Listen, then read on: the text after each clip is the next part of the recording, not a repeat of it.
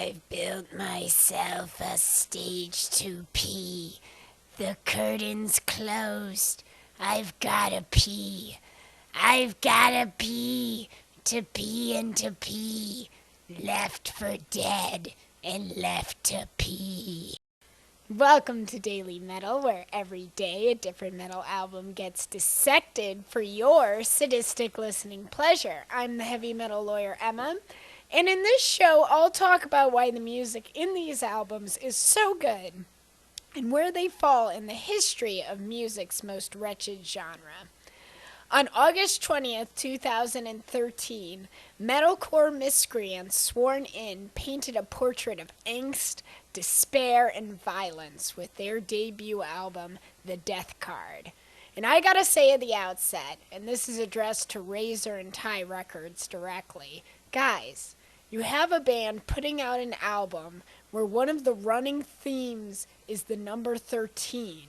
In the year 2013, and you don't get your shit together soon enough to release it just 1 week earlier so it comes out on August 13th? Come on. Anywho, I already hear some of y'all groaning. Well, there would be groaning if people actually watch these videos. So let's dispense with this at the top.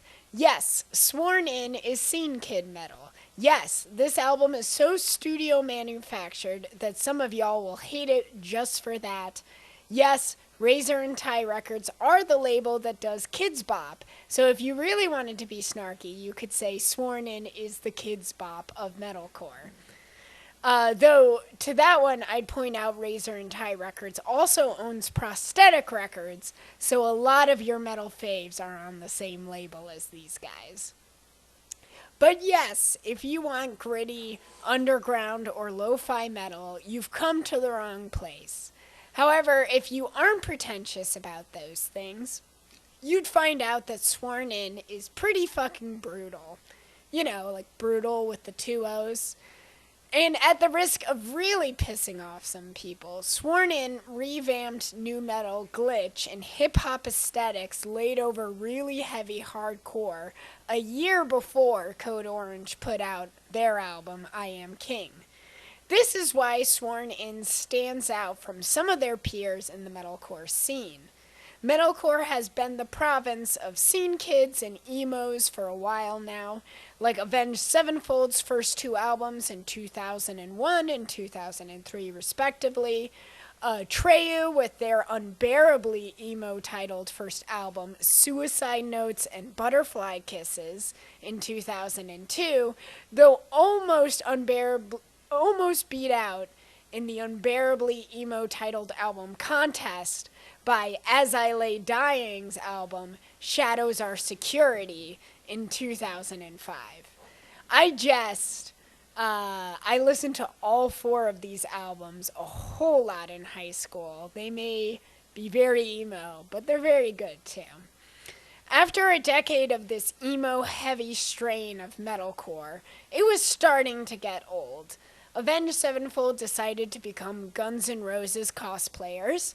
Atreyu similarly went more into a hard rock and alternative direction. And As I Lay Dying abandoned their Christianity, and singer Tim tried to put out a hit on his wife. Ah yes, the early 2000s and 10s. They were quite a time to be alive. Anyways, there is a new generation of bands inspired by these early 2000s metalcore bands looking to put their own spin on the genre.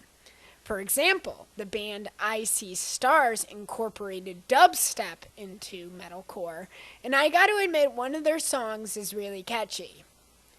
One of their songs. Deathcore was a really big influence as well, with some bands like For the Fallen Dreams actually starting out as a deathcore band before switching to metalcore. It was a time of experimentation, something the record labels were actually fine with at that time, as they were growing concerned by indie labels like Relapse Records starting to win more fans over to underground metal music. So let's dive into The Death Card.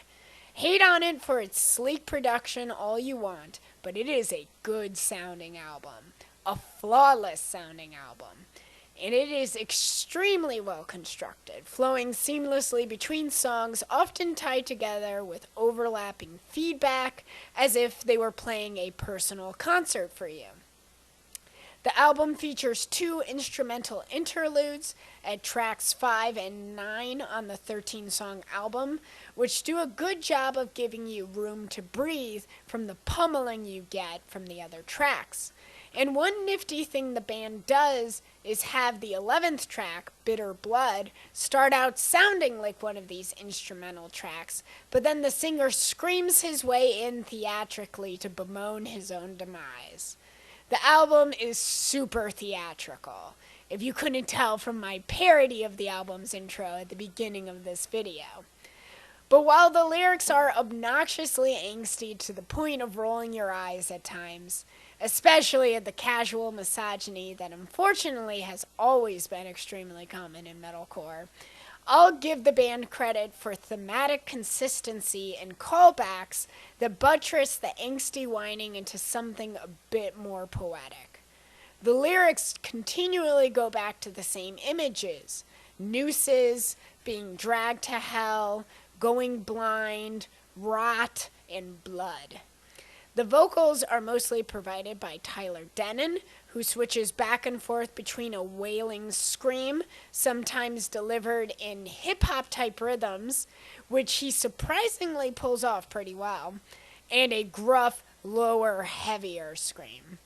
The one misstep in the album vocally is the melodic, emo-type singing on the track Mindless, which never shows up again, and that just really emphasizes how out of place it is on the album.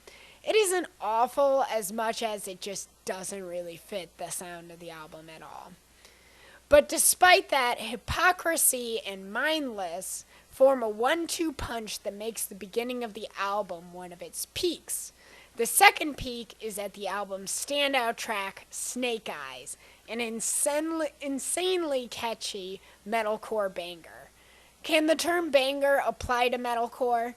Fuck it, I'll do it. A metalcore banger. While again the lyrics of the band are childish in meaning, it's undeniable that they flow well, and it's hard not to sing along to them, particularly when they're often repeated over and over to emphasize the effect. Snake eyes rolling back into my head.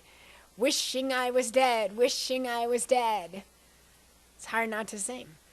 The album is definitely vocal-centric, but that isn't to slight the guitar playing on the album. The riffs and solos on this album are where the deathcore influence in particular is most prominent. Unfortunately for the band, they were as ill-fated as their lyrics claim them to be, well, at least in terms of promotion and record label pairings, because this album was poorly managed. Some sap had the album single be the track 3 Cheers off the album, which isn't bad, but it really pales in comparison to Snake Eyes, Hypocrisy, and many of the other tracks on the album. The band's successor albums just lacked the sense of cohesion that this one had, and finally in 2019 Tyler Denon left the band, and I really can't see what's next for them after that. But no matter what else happens, the Death Card stands as a rare gem of 2010's metalcore. So, what do you think about metalcore? Any new metalcore bands picking up in 2021 where the 2010s bands like Sworn In started?